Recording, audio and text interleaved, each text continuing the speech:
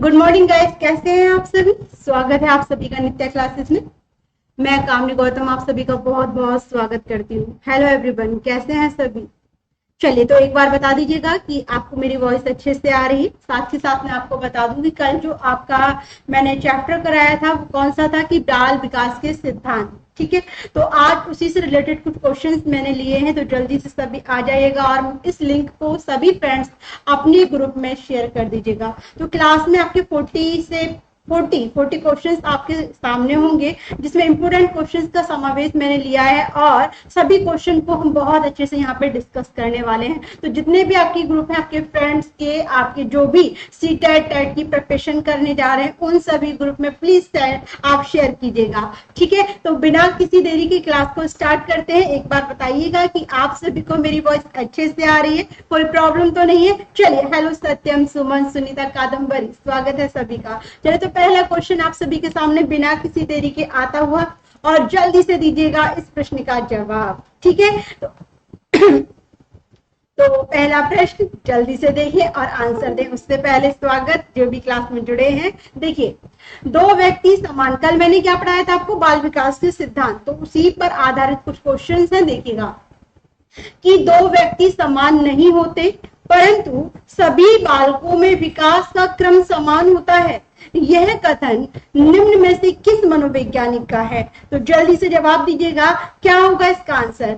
Skinner, गैसेल, Ericsson या फिर Vygotsky. तो जल्दी से कमेंट करें और बताएं सही जवाब। ये मैंने आपको कल बताया था, जब मैंने आपको क्या पढ़ाया था, इसकी थ्योरी, सिद्धांत पढ़ाए थे, है ना। प्रिंसिपल ऑफ डेवलपमेंट थ्योरी के सिद्धांत जितने भी मैंने आपको कराए हैं, वो कल की क्लास में ये डेफिनेशन आपके साथ डिस्कस की है। तो बिना किसी देरी के आंसर मिलना चाहिए, जल्दी से जवाब दीजिएगा।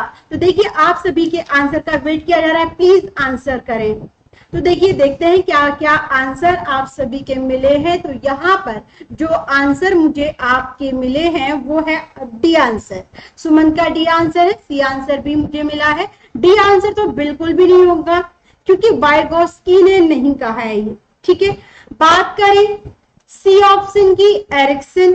तो देखिए, इस क्वेश्चन का सही जवाब क्या होना है, प्लीज बस एक मिनट, चलिए बाद में बात करती हूँ। तो देखिए, दो व्यक्ति समान नहीं होते, परंतु सभी बालकों में विकास का क्रम समान होता है। यह कथन निम्न में से किस मनोवैज्ञानिक का है। तो ये गैसेल का है। तो यहाँ पर आपका सेकंड ऑप्शन सही होगा। ज्यादा इसमें डिस्कस करने वाली कोई बात नहीं है, क्योंकि डेफिनेशन आपको ही याद करनी है। इस प्रश्न का सही जवाब क्या है, सेकंड ऑप्शन। एरिक्सन का भी नहीं है, एरिक्सन का भी नहीं है और वाइगोत्स्की का भी नहीं है। तो याद रखिएगा, सेकंड आंसर इस क्वेश्चन का बिल्कुल सही जवाब है। इनको प्लीज याद कर लीजिए आप लोग। चलिए आगे देखिएगा, नेक्स्ट प्रश्न आप सभी के सामने आता हुआ।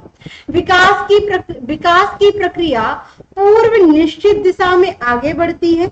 यह कथन बाल विकास की किस सिद्धांत का अनुसरण करता है। तो देखिए, एकीकरण का सिद्धांत, निरंतरता का सिद्धांत, विकास की दिशा का सिद्धांत, या फिर व्यक्तित्व विभिन्नता का सिद्धांत। तो जल्दी से कमेंट करके बताइएगा क्या है इस प्रश्न का जवाब। तो प्लीज जल्दी से कमेंट करें और आंसर दें, क्या है इस क्वेश्चन का सही जवाब। ये आप सभी को बताना है। कल की क्लास में मैंने एक एक सिद्धांत आप सभी को बहुत अच्छे से समझाया है, तो गलती प्लीज ना करें आप लोग। चलिए, तो यहाँ पर आप सभी के आंसर का वेट और आपके आंसर क्या कहते हैं देख लेते हैं भाई। देखिए, परिपक्वता का सिद्धांत मुझे मिला है, और परिपक्वता का सिद्धांत सुमन दुबे ने कहा है। चलिए, बाकी सभी भाई क्या हो रहा है, सभी को आंसर देने में प्रॉब्लम, आंसर दीजिएगा प्लीज।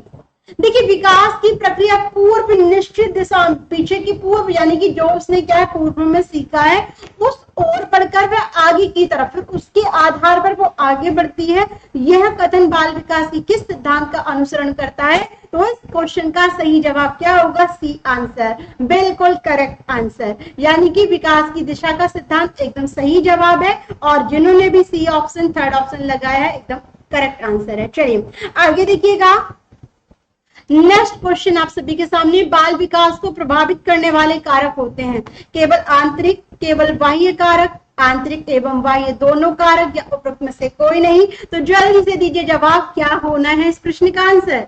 मैं जल्दी से कमेंट करें और बताएं सही जवाब। क्वेश्चन नंबर 4 थर्ड आप सभी के सामने, और थर्ड का जवाब क्या होगा ये आप सभी को ही बताना है। तो कमेंट कीजिएगा और आंसर दीजिएगा।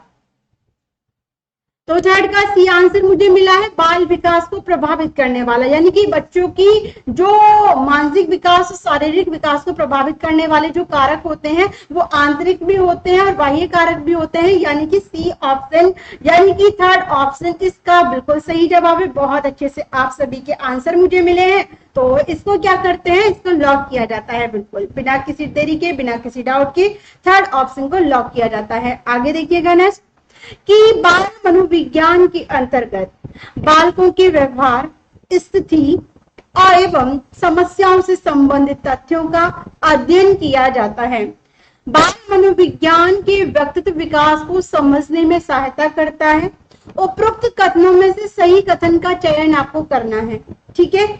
निम्नलिखित कथन पर विचार आपको करना है। दो आपके सामने कथन है, तो आपको बताना है कि केवल फर्स्ट सही है, केवल सेकंड सही है, फर्स्ट एवं सेकंड दोनों सही है, या फिर ना तो फर्स्ट और ना ही सेकंड। तो जल्दी से दीजिएगा आंसर, क्या होगा इस प्रश्न का सही जवाब। तो फोर्थ का सी आंसर मुझे मिला है कि फर्स्ट एंड सेकंड दोनों। तो बिल्कुल सही जवाब, यहाँ पर बहुत अच्छे से आंसर दिया है सभी लोगों ने। यहाँ पर दोनों कथन एकदम सत्य है, यानी कि फर्स्ट एंड सेकंड दोनों कथन एकदम सही जवाब है यहाँ पर। और आप सभी ने बिना किसी डाउट के सही आंसर मुझे दिए हैं। चलिए सत्यम, बहुत बढ़िया जवाब सभी का।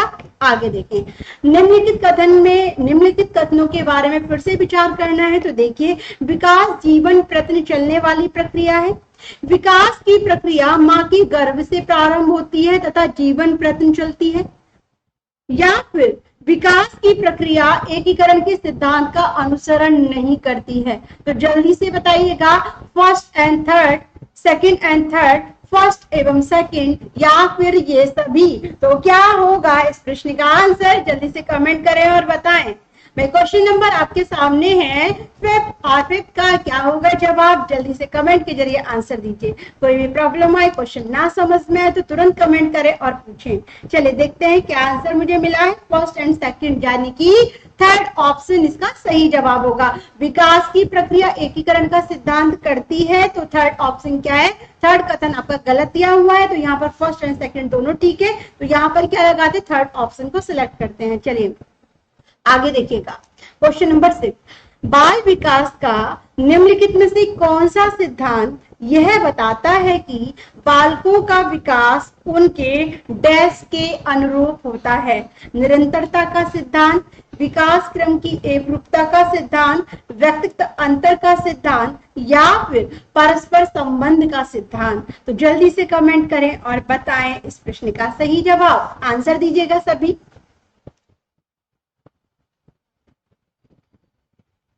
चलिए तो देखते हैं अभी सी वाले कितने सही होते हैं आपके। जल्दी जल्दी से कमेंट करके आंसर दीजिएगा, क्या है इस प्रश्न का आंसर। तो 6 का भी सी आंसर मुझे मिला है। भाई आंसर दीजिएगा, बाल विकास का निम्नलिखित में से कौन सा सिद्धांत यह बताता है कि बालकों का विकास क्या है, उनके अनुरूप होता है। तो आप जानते हैं कि प्रत्येक व्यक्ति एक दूसरे से भिन्न होता है, यानी कि व्यक्तित्व अंतर के कारण, व्यक्तित्व विभिन्नता के कारण। तो सी आंसर क्या होगा, बहुत बढ़िया जवाब और बहुत अच्छा लॉजिक लगाए कि सी आंसर ही सही जा रहे हैं। चलिए तो यहाँ पर बिल्कुल थर्ड ऑप्शन एकदम करेक्ट है। आगे देखिए नेक्स्ट, बालक के व्यक्तित्व के सर्वांगीण विकास के लिए यह आवश्यक है कि उसके डैश की जानकारी शिक्षकों को हो, मित्रों, कक्षा के साथियों, ज्ञान, या फिर व्यवहार। तो क्या है इस प्रश्न का उत्तर, जल्दी से कमेंट करें और बताएं। आप शायद आपको ना मिले तो जल्दी से आंसर दीजिएगा, क्या होगा इस क्वेश्चन का सही आंसर। भाई कमेंट करके बताएं। क्वेश्चन नंबर 7 आप सभी के सामने, यदि आपको लगता है कि इसमें सी ऑप्शन ठीक है, सेकंड, तो आंसर क्या होना चाहिए। तो यहाँ पर थोड़ा सा अब आपकी क्या है, कमेंट्स में जो आपके आंसर अभी तक दे रहे थे वो चेंज हुए हैं, ठीक है। तो देखिए, मित्रों के बारे में जानकारी कोई भी लाभ उससे नहीं है। कक्षा के साथियों के बारे में बिल्कुल नहीं। ज्ञान, बच्चे को कितना ज्ञान है ये नहीं, बच्चे का व्यवहार कैसा है, उस आधार पे एक अध्यापक क्या जांच करता है कि उसे किस तरीके से पढ़ा सकते हैं, समझा सकते हैं। तो आपका डी ऑप्शन क्या हो जाएगा, सही जवाब होगा। ठीक है, चलिए आगे देखिए क्वेश्चन नंबर 8 क्या कहता है कि बालकों के आनुवंशिक गुण उनकी वृद्धि एवं विकास को प्रभावित करते हैं।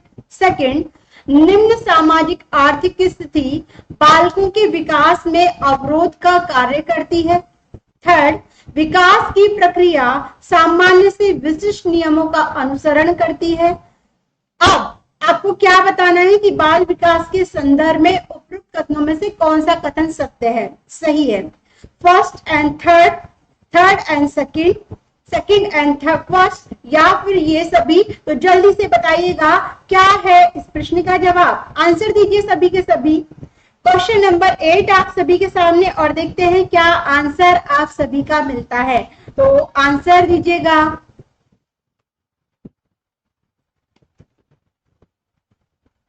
देखिए आपसे पूछा गया है कि बाल विकास के संदर्भ में उपयुक्त कथनों में से कौन सा कथन सत्य है, तो जल्दी से बताइएगा।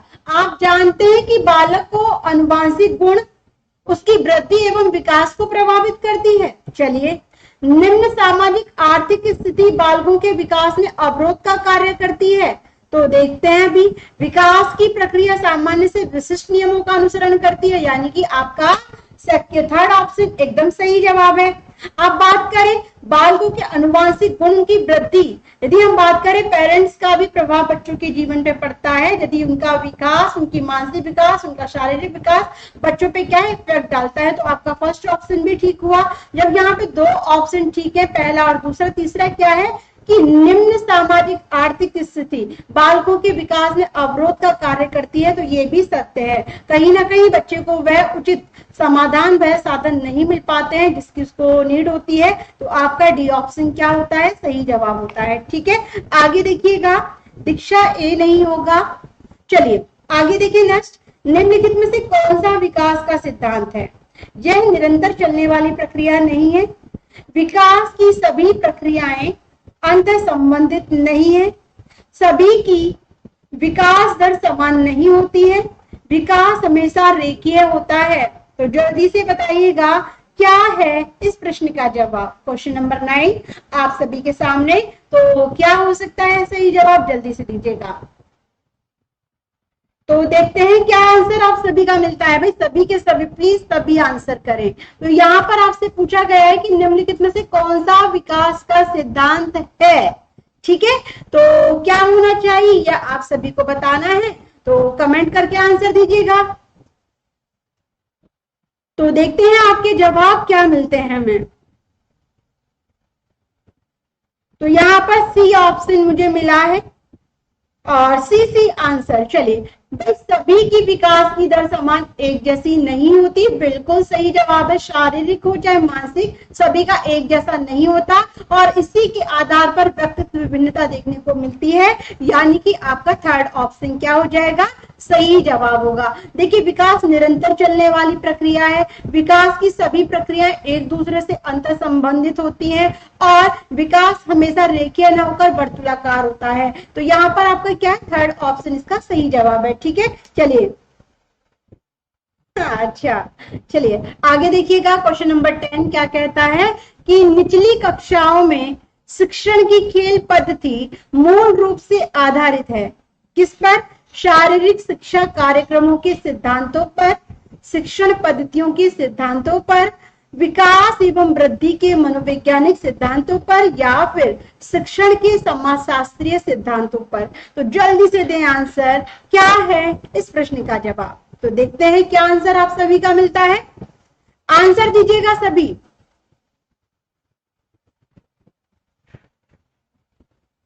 जल्दी से कमेंट करें और बताएं इस प्रश्न का सही आंसर।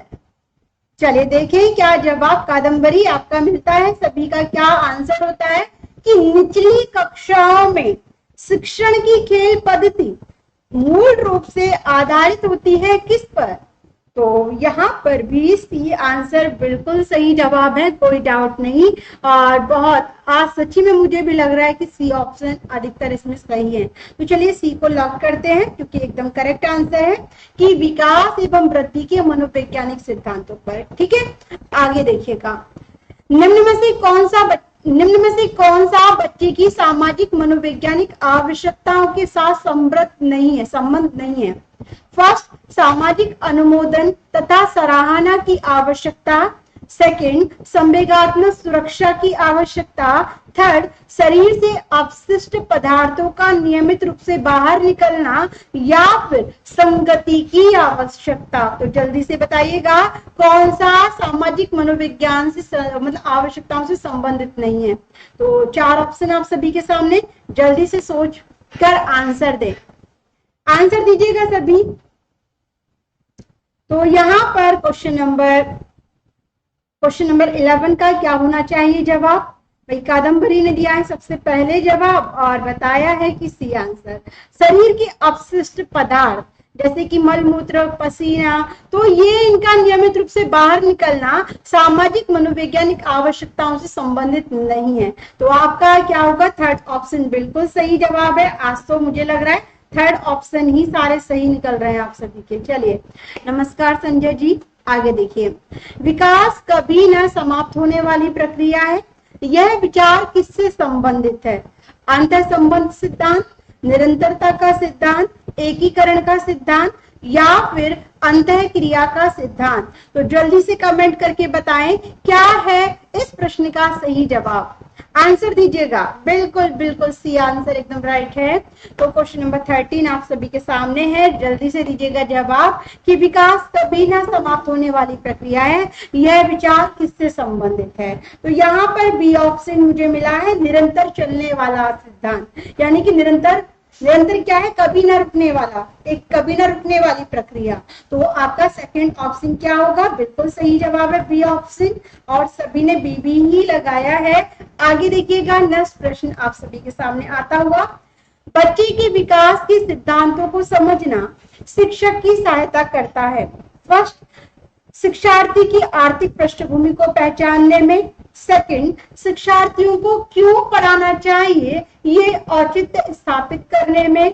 थर्ड, शिक्षार्थियों की भिन्न अधिगम शैलियों को प्रभावी रूप से संबोधित करने में। या फिर फोर्थ, शिक्षार्थी के सामाजिक स्तर को पहचानने में। तो जल्दी से कमेंट करके बताएं क्या है क्वेश्चन नंबर 14 का आंसर। जल्दी से जवाब दीजिएगा।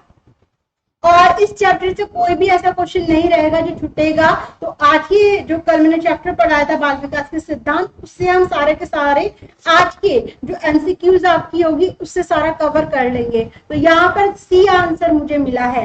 बाकी सभी जल्दी से जवाब दे। बच्चे के विकास के सिद्धांतों को समझना शिक्षक की सहायता करता है। क्यों? क्योंकि शिक्षार्थियों की भिन्न अधिगम शैलियों का प्रभाव प्रभावी रूप से संबोधित करने में। सी आंसर बिल्कुल सही जवाब। बहुत अच्छे से आंसर दिया है, कोई भी डाउट हो तो पूछ लीजिएगा। आगे चलते हैं, देखिएगा।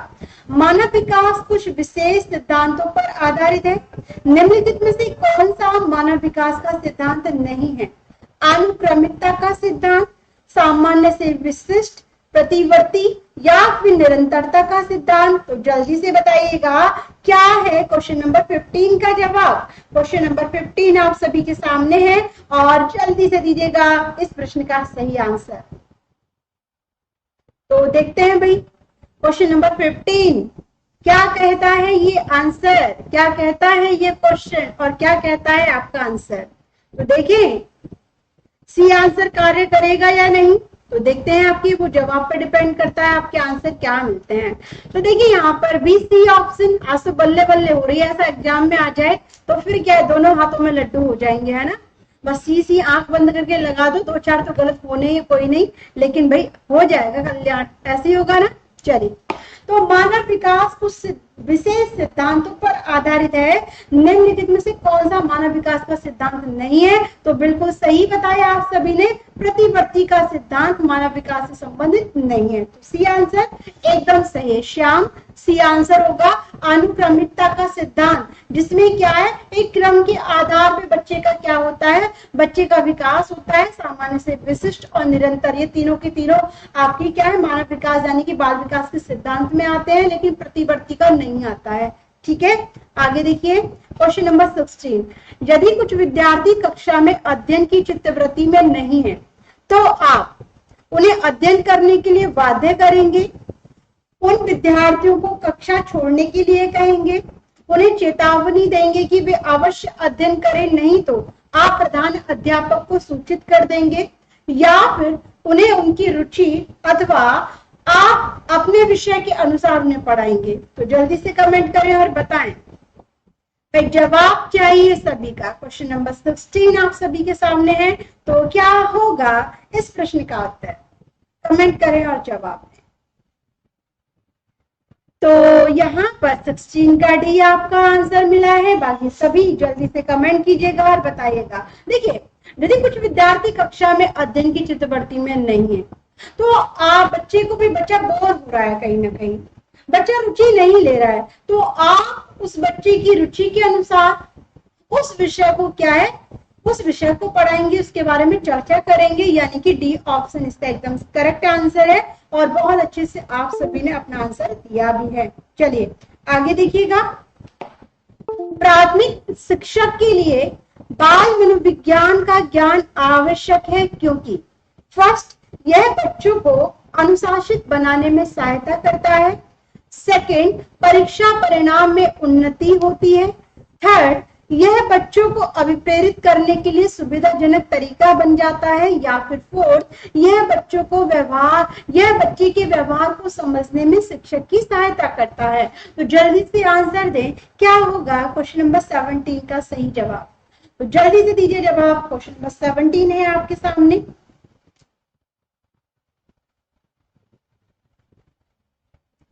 सत्यम, दीक्षा, सुमन, कादम्बरी, संजय और जो भी है क्लास में, प्लीज आंसर दीजिएगा। डी आंसर मुझे सत्यम जी का सबसे पहले मिला है।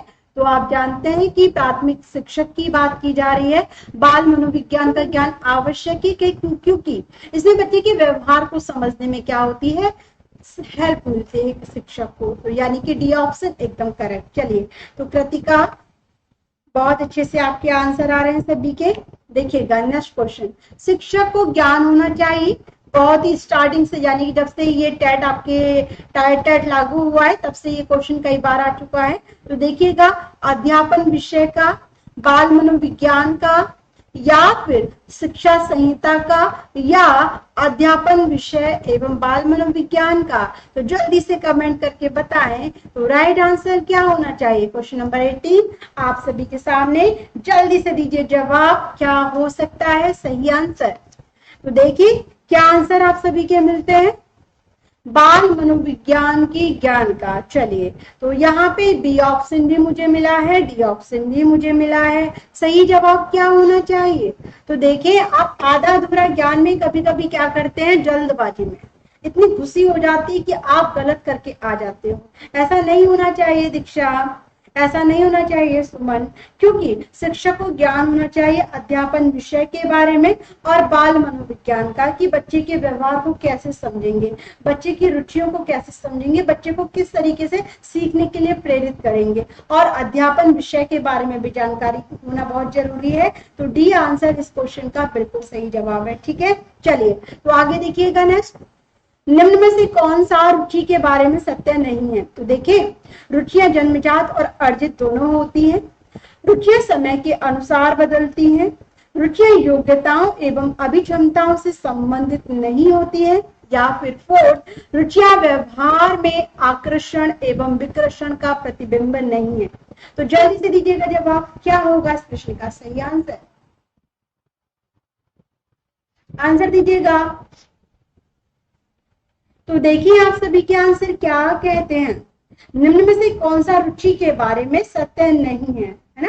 तो सी आंसर आप सभी का मुझे मिल रहा है, ए आंसर भी मिल रहा है। क्या बात, क्या बात भाई, ए आंसर का ही दिया संजय जी, सी आंसर। तो देखिए रुचि के बारे में, रुचि के आधार पर आप किसी भी समस्या का हल कर सकते हैं, किसी भी सब्जेक्ट को आप रुचि के आधार पे यानी कि किसी भी सब्जेक्ट को आप अच्छे से समझ सकते हैं, अधिगम कर सकते हैं। तो रुचियां जन्मजात और अर्जित दोनों होती हैं, ये बात बिल्कुल सत्य है। अर्जित जो ग्रहण की जाती है, जन्मजात, जन्मजात ऐसा नहीं कि बच्चा होते ही थोड़ी ना बोलने लगता है, वो तो संवेगों के आधार पर प्रदर्शित करता है। कुछ चीजें ऐसी होती है बच्चे को पसंद नहीं होती, उसे वो नहीं खाता है, उसे पकड़ना भी पसंद नहीं करता है, तो ये जन्मजात मानी जाती हैं। रुचियां समय के अकॉर्डिंग बदलती हैं, ये भी बिल्कुल सत्य है। रुचि योग्यता और अभिक्षमताओं से संबंधित नहीं होती हैं, यानी कि आपका सी ऑप्शन में रुचियां जो होती हैं वो हमारी योग्यता और अभिक्षमताओं से संबंधित नहीं होती। और डी ऑप्शन क्या कहता है, डी आंसर कहता है कि देखिए यहाँ पे संजय बिल्कुल आप सही कह रहे हो कि इसे अर्जित किया जाता है, लेकिन देखिए आप क्वेश्चन में एक ऑप्शन गलत होगा, ठीक है। अब बात करें जन्मजात का मतलब क्या होता है, जो लक्षण आपके जन्म से ही प्रारंभ होते हैं, ठीक है। आप बात करें रुचि जन्मजात और अर्जित दोनों आ रहा है ना, तो इसमें आपका जो आंसर है वो कहीं ना कहीं सही होता है। क्यों? क्योंकि रुचियां हम पसंद में ये नहीं कि हमें ये चीज पहनना पसंद है, ये नहीं पहनना पसंद है। जन्मजात बच्चे को देखिएगा, 6 माह के बच्चे को देखिए, 5 माह के बच्चे को देखिए, 8 माह के बच्चे को देखिए, कुछ ऐसी रुचियां होती हैं बच्चे की, वो रुचियों में परिवर्तन आता है। जैसे संवेग होते हैं ना आपके, जन्मजात 5 मुख्य होते हैं, फिर उनमें आगे चल के परिवर्तन आता है, सेम आपकी रुचियों में बदलाव आता है। तो रुचियां माना कि वो जन्मजात नहीं होती, लेकिन अर्जित तो होती है ना। जन्मजात यानी कि जन्म के बाद से जो आपके मन में उमंगे उत्पन्न करती हैं। तो कहीं ना कहीं आपका ए ऑप्शन सही है, इसमें कोई डाउट नहीं है। बी आंसर बिल्कुल सही है। अब बात करें रुचियां जो होती हैं हमारी योग्यता अभिलक्षणों से संबंधित नहीं है, ऐसा नहीं है। सी आंसर बिल्कुल सही जवाब है। अब बात करें रुचियां व्यवहार में आकर्षण और विकर्षण दोनों का प्रतिबिंब नहीं है, तो हम देखें ना तो डी आंसर भी देखिए, यदि आप रुचि आपके व्यवहार में बदले, आप व्यवहार देखिए रुचि के आधार पर ही आप किसी भी सब्जेक्ट को प्राप्त करते हैं, लेकिन कहीं ना कहीं क्या होता है अपने लक्ष्य के लिए, चाहे बेशक आपको, देखिए मैं आपको थोड़ा सा समझा देती हूँ। मान लीजिए आप टेट की तैयारी कर रहे हैं, टेट में आपको पता है 5 सब्जेक्ट होते हैं, लेकिन आप लोग क्या करते हैं कि भैया मुझे तो हिंदी बहुत पसंद है, सीडीपी बहुत अच्छे से हो जाती है, लेकिन मैथ नहीं आता। लेकिन ऐसा नहीं कि मैथ को आप छोड़ देंगे, मैथ में आपको बेशक रुचि ना हो, लेकिन मैथ में आप कहीं ना कहीं कोशिश करेंगे, है ना। कोशिश करनी है क्योंकि आपको अपने लक्ष्य प्राप्त करना है।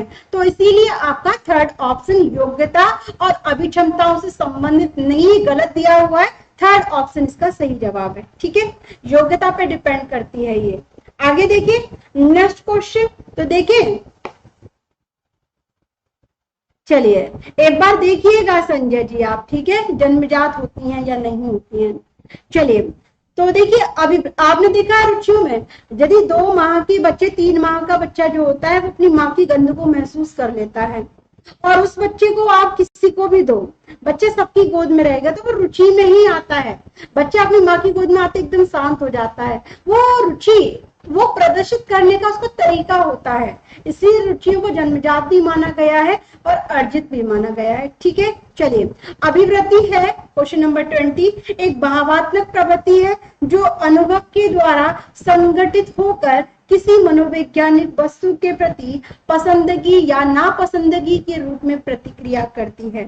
सेकंड, एक ऐसी विशेषता जो व्यक्ति की योग्यता का परिचय है, जिसे किसी प्रदत्त क्षेत्र में विशिष्ट प्रशिक्षण, ज्ञान अथवा कौशल से सीखा जा सकता है।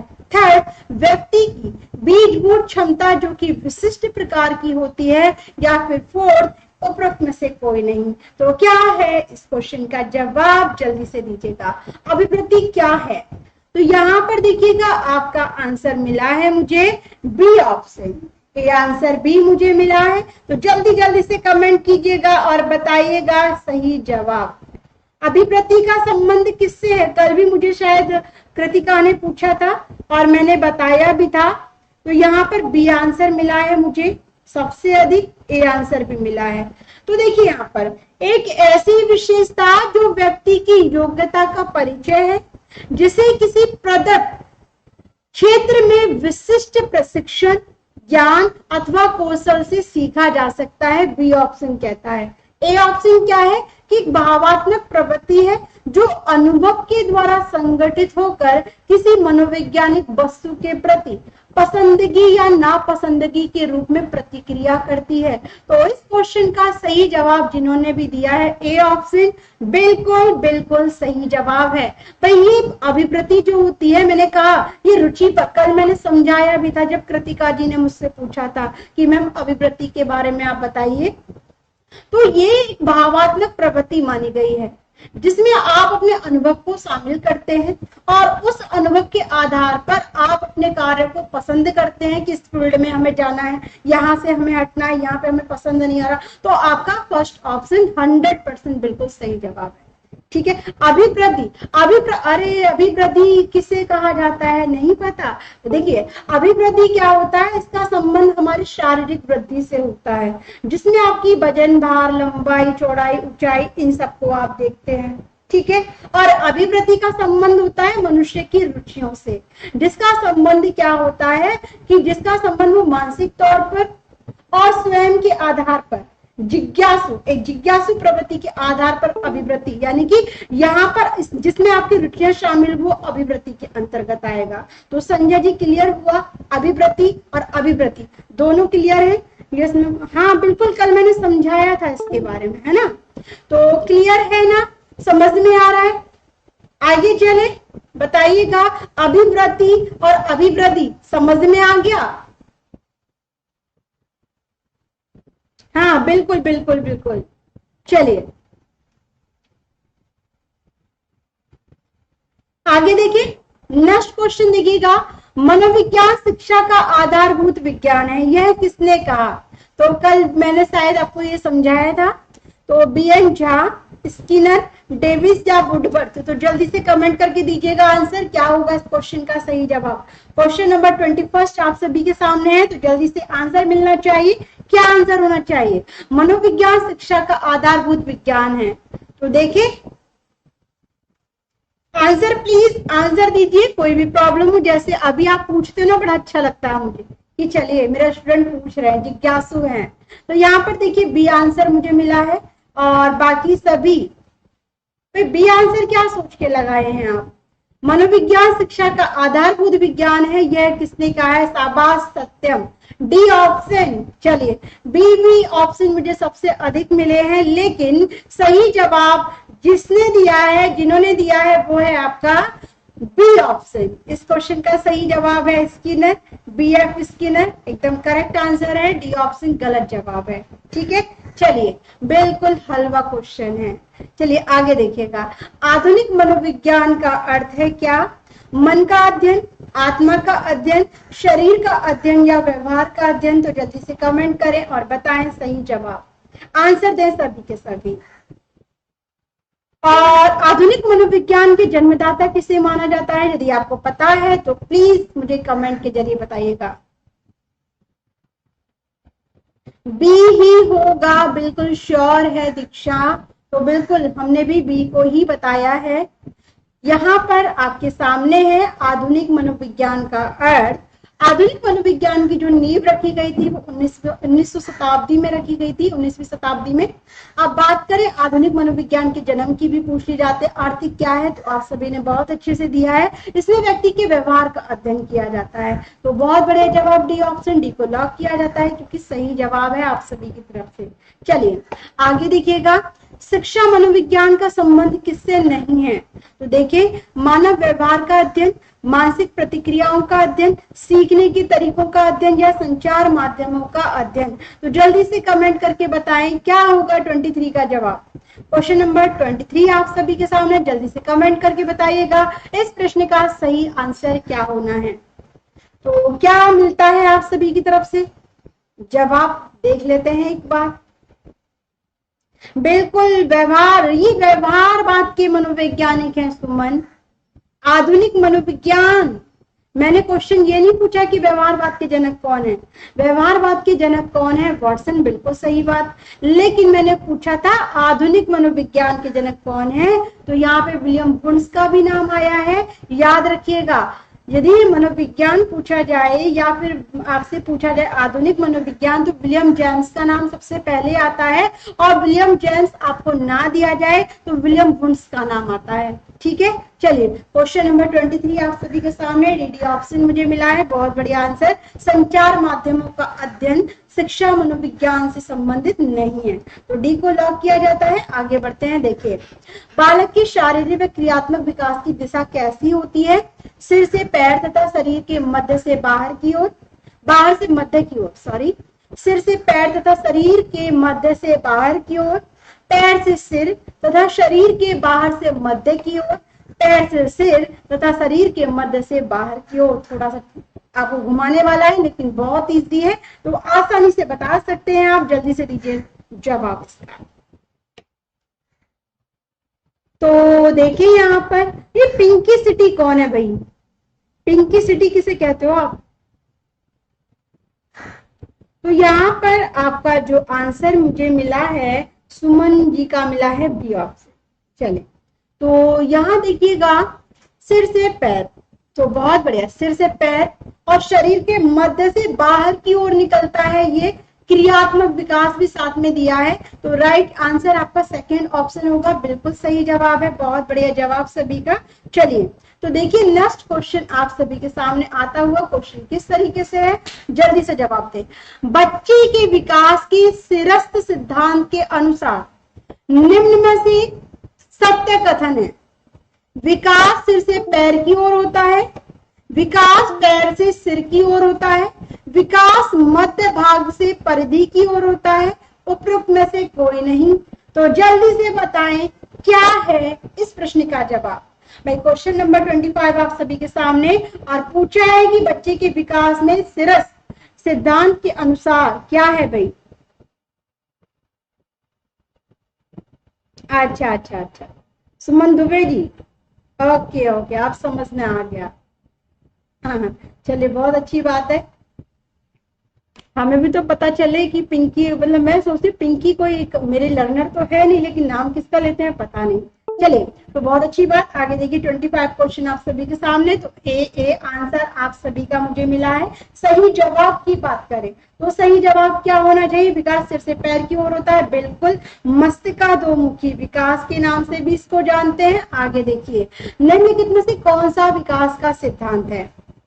विकास की सभी प्रक्रियाएं अंतर संबंधित नहीं है, सभी विकास की दर समान नहीं होती है। मुझे लगता है ये क्वेश्चन अभी रिपीट में है। विकास हमेशा रेखीय होता है, विकास निरंतर चलने वाली प्रक्रिया नहीं हो सकती है। तो जल्दी से कमेंट करके बताइएगा सही आंसर कौन सा होगा। मुझे लगता है ये क्वेश्चन मैंने कराया है, तो डाउट तो बिल्कुल भी नहीं होना चाहिए।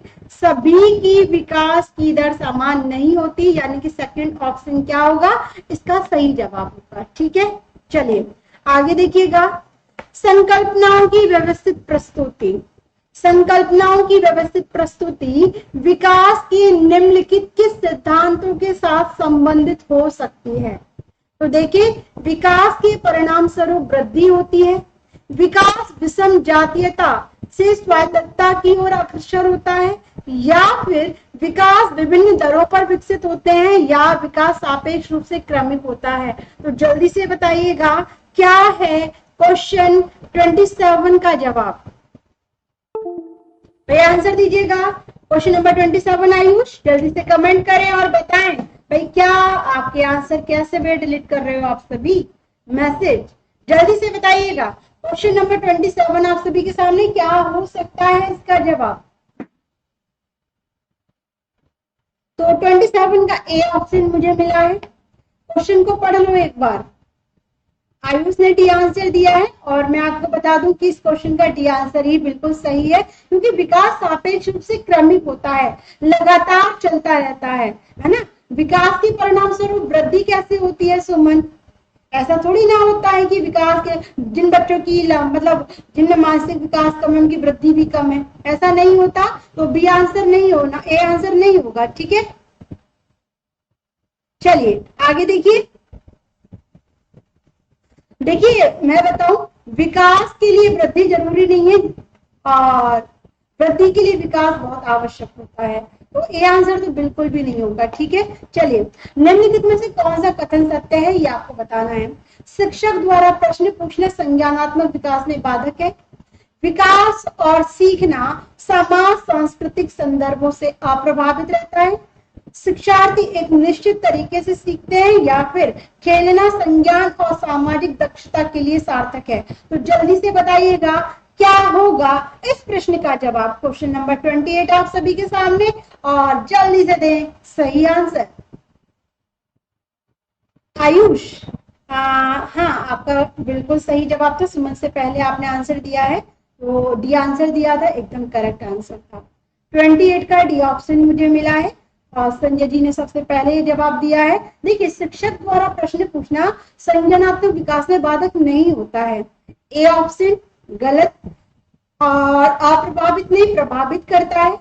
शिक्षार्थी निश्चित तरीके से नहीं सीख पाते हैं, कभी वो ऋणात्मक, कभी सकारात्मक, कभी धनात्मक, यानी कि आपने देखा होगा दोनों पक्षों से बच्चे त्रुटियों के माध्यम से सीखते हैं। और डी ऑप्शन इस क्वेश्चन का बिल्कुल सही जवाब है, और सभी ने अच्छे से जवाब दिया है। आगे देखिए, एक आदर्श अध्यापक में पाया जाने वाला गुण, लोकतंत्रात्मक दृष्टिकोण, विषय वस्तु पर अधिकार, बाल मनोविज्ञान का ज्ञान, या फिर ये सभी। तो इस क्वेश्चन को बहुत अच्छे से आप दे सकते हैं। तो जल्दी से दीजिए आंसर, क्या होगा 29 का सही जवाब।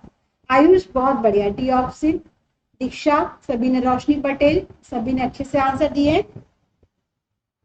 जवाब दीजिएगा 29 का, देखते हैं किसका आंसर आता है, क्योंकि क्वेश्चन बहुत ईजी है।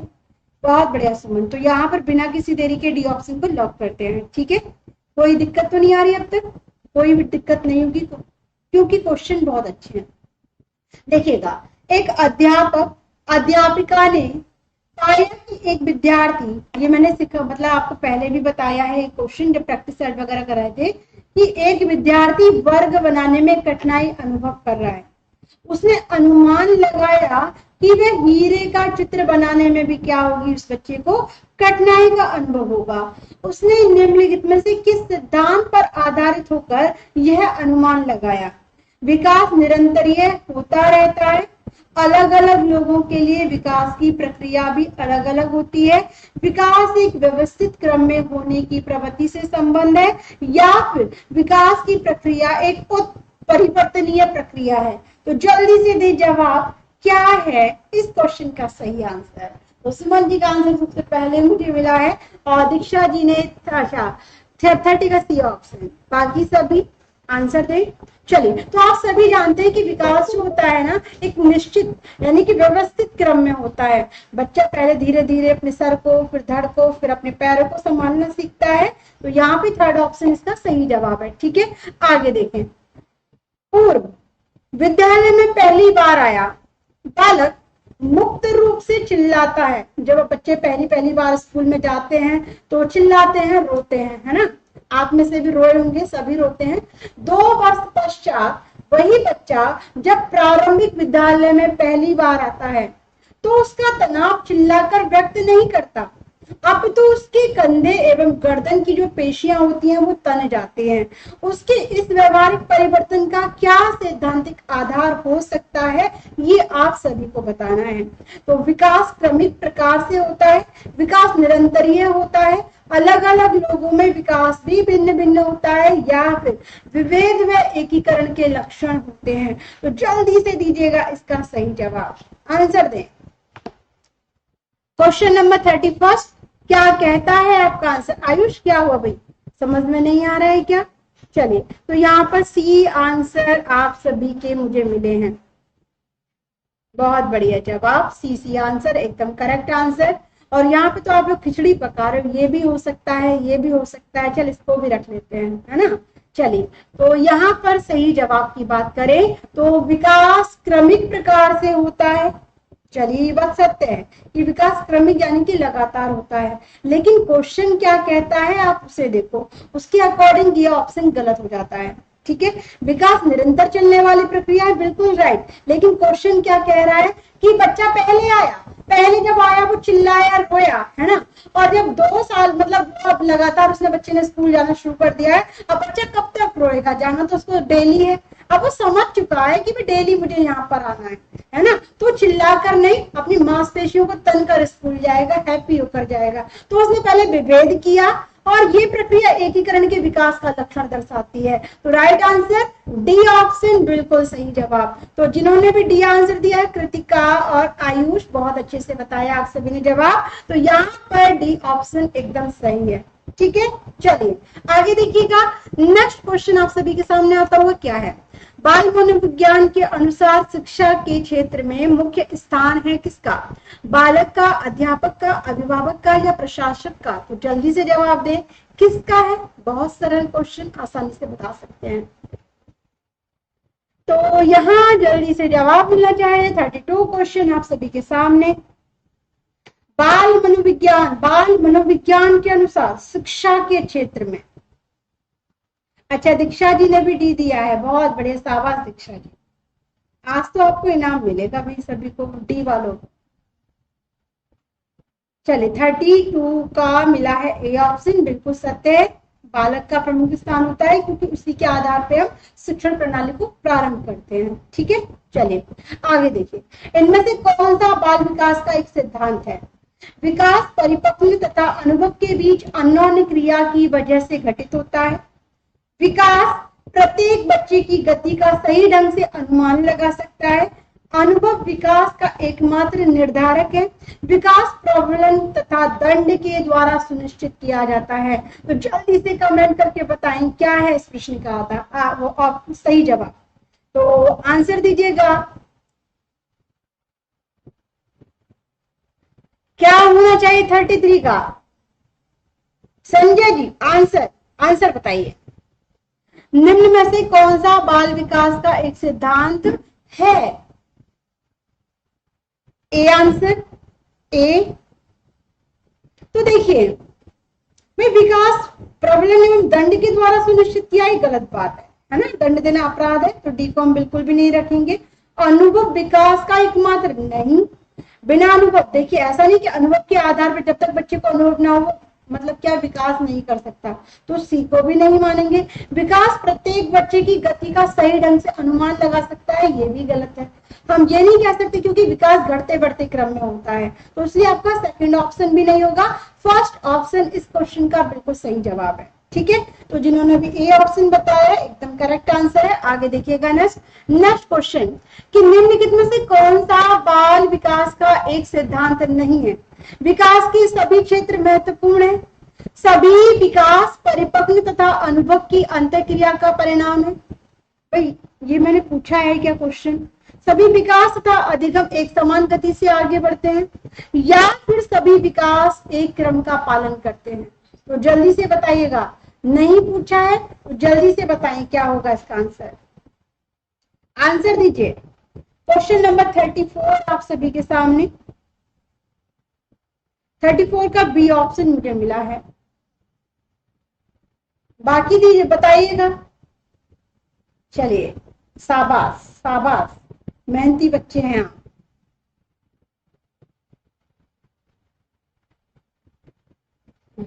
चलिए देखिए बी ऑप्शन गलत है कि विकास भाई नहीं पूछा है। आप इतने खुश हो जाते हैं कि जल्दबाजी में कभी कभी गलत आंसर भी दे देते हैं। सी आंसर इस क्वेश्चन का बिल्कुल सही जवाब है कि सभी विकास एक अधिगम एक समान गति से आगे बढ़ते हैं। तो बी आंसर वो आपका सी ऑप्शन क्या हो जाएगा, गलत हो। देखिए क्या पूछा है इसमें, 34 क्वेश्चन है ना, 34 का सी आंसर एकदम सही है क्योंकि नहीं पूछा है ना। तो सेकंड ऑप्शन तो करेक्ट है ना, तो बी क्यों लगाया रोशनी, बी नहीं होना चाहिए। ठीक है, चलिए आगे देखिएगा।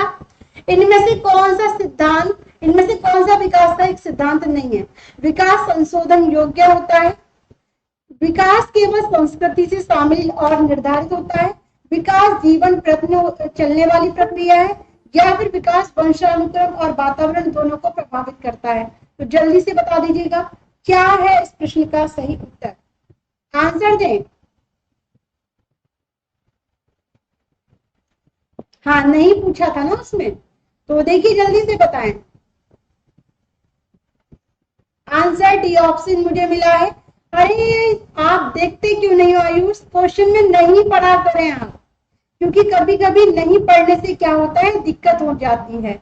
तो यहाँ पर क्वेश्चन में नहीं दिया है विकास वंशानुक्रम और पर्यावरण दोनों से प्रभावित होता है, ये सत्य है, लेकिन उसमें नहीं पूछा है। तो विकास केवल, भाई यहाँ पर क्या 36 का क्या होना चाहिए, विकास केवल संस्कृति से शासित और निर्धारित होता है, ये गलत है ना।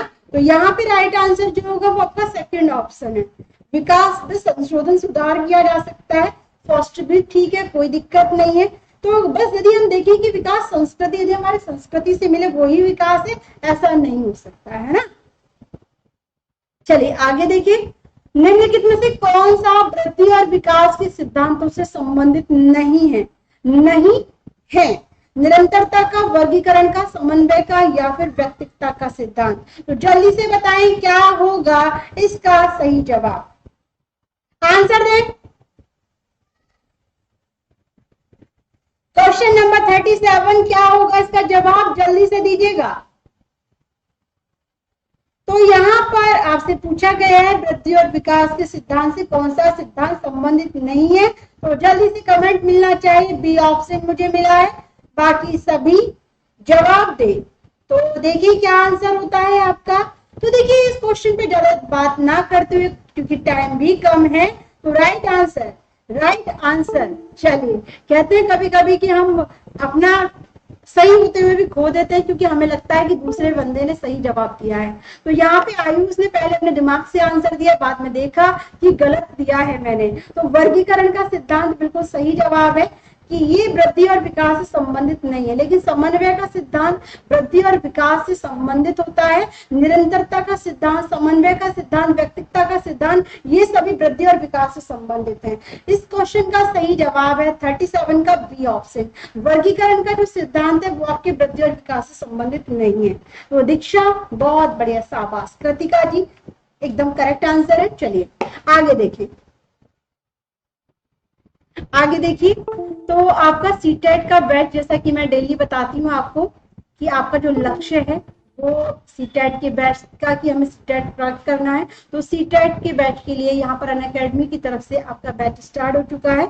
1 अक्टूबर से ये बैच स्टार्ट हुआ है, जिसमें इंडिया के टॉप एजुकेटर आपको पढ़ाने जा रहे हैं, और जिसमें ललित सर, देखिएगा ललित सर आपको मैथ पढ़ाते हैं।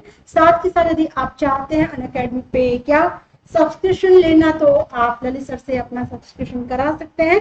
LKR लाइव इनका क्या है, रेफरल कोड है, तो इस कोड के जरिए आपको डिस्काउंट भी मिलेगा और अच्छे से तैयारी भी कराई जाएगी। ठीक है, आगे देखिएगा नेक्स्ट क्वेश्चन 38 कि बाल मनोविज्ञान का क्षेत्र है केवल शैशव अवस्था की विशेषताओं का अध्ययन, केवल गर्भ अवस्था की विशेषताओं का अध्ययन, केवल बाल्य अवस्था की विशेषताओं का अध्ययन, या फिर गर्भ अवस्था से किशोर अवस्था की विशेषताओं का अध्ययन। तो बहुत ईजी है, जल्दी से कमेंट करके बताएं,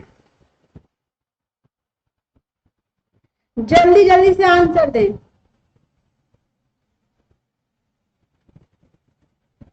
आंसर दें। तो आप सभी जानते हैं कि बाल मनोविज्ञान में गर्भ अवस्था से लेकर किशोर अवस्था तक का वर्णन होता है। तो डी आंसर क्या होना चाहिए, सही जवाब। ठीक है, चलिए आगे देखिएगा नेक्स्ट। मनोविज्ञान ने सर्वप्रथम, देखिए क्वेश्चन अच्छा है, मनोविज्ञान ने सर्वप्रथम अपनी आत्मा को परित्याग किया, फिर अपने मन का, और फिर अपनी चेतना का। ये मैं आपको ना सामान्य मनोविज्ञान का एक दिन आपकी क्लास होंगी अभी बहुत जल्दी, जिसमें मनोविज्ञान की शुरुआत कैसे हुई, ये पहले किस मनोविज्ञान के अंतर्गत आता था, मनोविज्ञान की नींव किस किसने रखी, ये सब मैं आपको इस चैप्टर में कंप्लीट करा दूंगी, क्योंकि आप यूपी टेट देने जा रहे हो तो यूपी टेट में ये क्वेश्चन आते हैं। ठीक है, चलिए मनोविज्ञान ने सर्वप्रथम अपनी आत्मा को परित्याग किया, फिर अपने मन, और फिर अपनी चेतना का। अभी वह एक प्रकार के व्यवहार को सजोए हुए है। तो यह कथन किसका है, टिचनर का, वुड का, वुडबर्थ का, या मैकडूगल का, ये आपसे पूछा गया है। तो जल्दी से दे सही जवाब। तो देखिए बी आंसर मुझे मिला है, बाकी और सभी जल्दी से आंसर दे सकते हैं। 39 का 39 क्वेश्चन आप सभी के सामने, और जल्दी से दीजिएगा इसका सही जवाब। तो देखिए 39 का सही आंसर, बहुत बढ़िया आयुष। अब दिमाग की पट्टी हटा दीजिएगा, क्योंकि बिल्कुल सही जवाब सिर्फ और सिर्फ आयुष ने दिया है, वुडबर्थ। वुडबर्थ ने कहा है ये राइट आंसर, सी ऑप्शन एकदम सही है, 100% करेक्ट आंसर है। ठीक है, आगे देखिएगा, सी होगा, सी होगा, बी नहीं होगा, वुंट ने नहीं दिया है, वुडबर्थ ने दिया है। 40 क्वेश्चन। बच्चे के विकास के सिद्धांतों को समझना शिक्षक की सहायता करता है। शिक्षार्थियों की भिन्न अधिगम शैलियों को प्रभावी रूप से संबोधित करने में, शिक्षार्थी के सामाजिक स्तर को पहचानने में, शिक्षार्थी की आर्थिक पृष्ठभूमि को पहचानने में, या फिर शिक्षार्थी को क्यों पढ़ना चाहिए यह औचित्य स्थापित करने में। तो जल्दी से कमेंट करके बताएं क्या होगा इस प्रश्न का सही जवाब। तो आंसर दें और बताएं।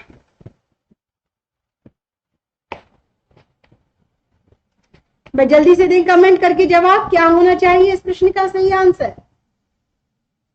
हाँ सत्यम बोलो, कोई डाउट? वुडवर्थ ने ही कहा है, आप एक बार देख सकते हैं, डाउट में बिल्कुल भी मत रहिएगा। तो यहाँ पर 40 का फर्स्ट ऑप्शन मुझे मिला है। और यहाँ पर मैं आपको बताऊं कि बच्चे के विकास के सिद्धांतों को समझना शिक्षक की सहायता करता है। क्यों? क्योंकि शिक्षार्थी की भिन्न भिन्न अधिगम शैलियां होती हैं, उनको प्रभावी रूप से संबोधित करने में। बिल्कुल सही जवाब है ए आंसर, और ए को लॉक करते हैं।